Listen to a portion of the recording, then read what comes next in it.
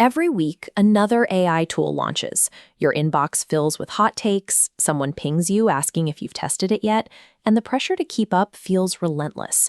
The truth is, the landscape moves entirely too fast for anyone to be a flawless expert on everything.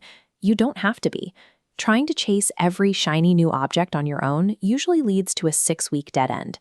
Surviving this flood of releases requires a shift in tactics, moving from isolated scrambling to a shared, deliberate process of evaluation. Most professionals can afford to be casual about trying new software. If a new project management app fails, you lose a few hours of setup. With AI, the tool itself influences the final output and organizational decisions.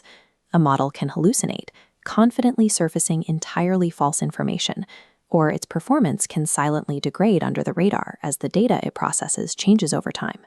As an AI practitioner, you are often the last line of defense against these invisible failures. Adopting these systems without a systematic filter introduces real damage to the organization before anyone even notices a problem. Consider a common scenario. A team lead watches a highly polished vendor demo for a new AI coding assistant, gets excited, and decides to roll it out. The evaluation happens in isolation. They run a few quick tests using perfectly clean, pre-formatted examples. The results look great. Skip ahead 6 weeks. In production, real inputs are messy. The team discovers the tool regularly fails to recognize the specific, complex code-based patterns they actually use every day. Then a glaring oversight surfaces. The vendor has a proprietary data retention policy that sends code outside the company's approved legal boundaries.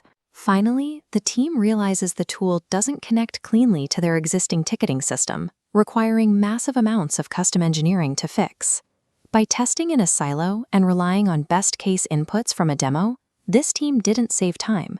They built up technical debt, frustrated their engineers, and made everyone skeptical of the next tool that comes along. Let's rewind that scenario. This time, the team lead pulls up a chair, gathers the team, and runs a structured evaluation across 5 dimensions. This diagram shows our first dimension, capability fit. Instead of cherry-picking easy examples, the team tests the tool against the messiest, most complex 20% of their actual production data. They specifically want to know what the tool does when it is wrong. An AI that fails loudly and obviously is manageable. A tool that fails silently while projecting high confidence is a liability. The second dimension is integration cost. Here, they calculate the invisible friction, API rate limits, data format compatibility, and the actual human hours required to retrain staff and redesign workflows. Next is reliability and drift. AI models are not static software. They get updated, and their fine-tuning degrades over time. The team sets up continuous numerical monitoring to catch performance drops. Fourth is risk and governance. Before a single piece of sensitive information is uploaded, they work through a checklist confirming data privacy rules, assessing model bias, and securing legal approvals. The final dimension is strategic value. This requires thinking like an architect. The team weighs the immediate benefits against the long-term dangers of vendor lock-in or being trapped by proprietary data formats.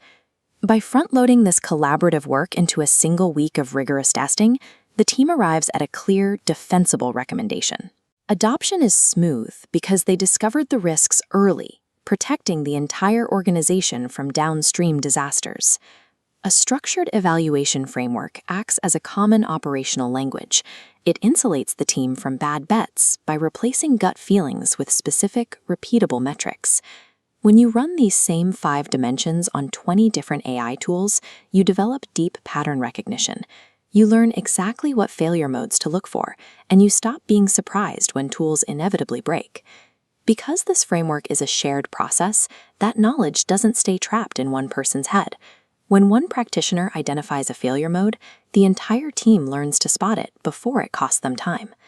You don't have to navigate the flood of AI releases alone, and you don't need to pretend you have all the answers. Before the next heavily marketed tool drops in your inbox, sit down and explicitly define your acceptable performance metrics and evaluation criteria. Drop the pressure to try everything first. Bring your messy, real-world work to a shared table and evaluate the future of AI together.